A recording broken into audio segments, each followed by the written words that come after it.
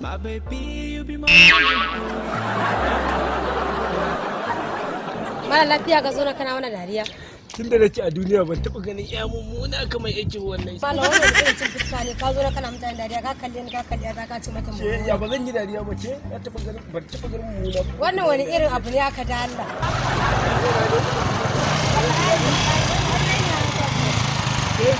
Hajiya lafiya. Lafiya.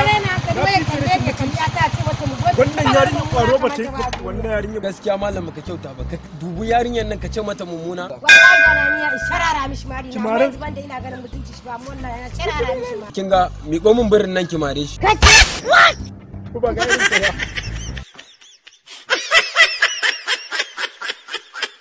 Ku danna subscribe domin samun sababbin daɗaɗɗen shirye-shiryenmu.